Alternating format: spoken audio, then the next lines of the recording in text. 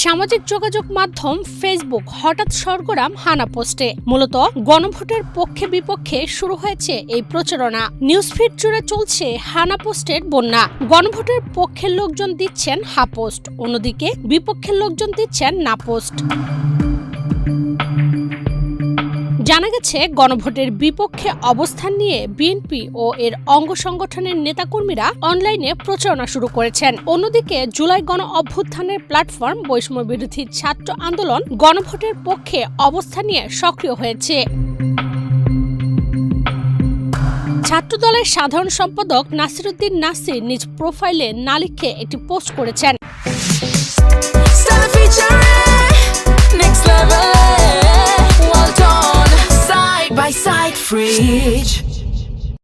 এরপর থেকে ছাত্রদল ও বিএনপির লোকজন গণভোটের বিপক্ষে নিজেদের ওয়ালে পোস্ট করছেন। অন্যদিকে নাসিরউদ্দিনের দেওয়া পোস্টের কমেন্টে নিজেদের মতামত জানিয়েছেন অনেকেই। এদিকে বৈষম্য বিরোধী ছাত্র আন্দোলনের ভেরিফাইড ফেসবুক পেজে দেখা গেছে হা লেখা পোস্টের প্রচারণা।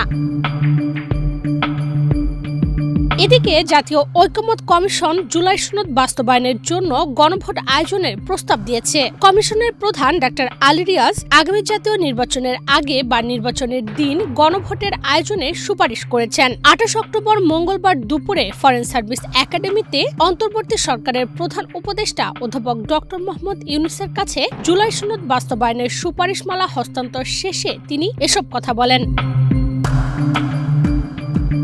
ডাক্তার আলী রিয়াজ জানান, সংবিধান সংক্রান্ত 48টি নির্দিষ্ট বিষয়ে জনগণের মতামত জানতে গণভোটের আয়োজনের প্রস্তাব দেওয়া হয়েছে।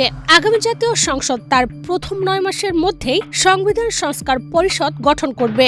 যদি পরিষদ 270 দিনের মধ্যে কাজ শেষ করতে না পারে, তবে জুলাই সনদের প্রস্তাবনাগুলো স্বয়ংক্রিয়ভাবে সংবিধানে অন্তর্ভুক্ত হবে। এ সময় সংবিধানের সঙ্গে সাংঘর্ষিক নয় এমন বিষয়গুলো দ্রুত বাস্তবায়নের জন্য সরকারি অধ্যাদেশ জারিরও পরামর্শ দেওয়া হয়েছে। জুলাই সনদে স্বাক্ষর না করা দলগুলোর সঙ্গেও আলোচনার বিষয়টি নিশ্চিত করেছেন আলী রিয়াজ। তিনি জানান, এনসিপির সঙ্গেও ঐকমত্য কমিশনের আলোচনা হয়েছে এবং তা অব্যাহত রয়েছে। কমিশন আশাবাদী এনসিপিও শেষ পর্যন্ত সনদে স্বাক্ষর করবে।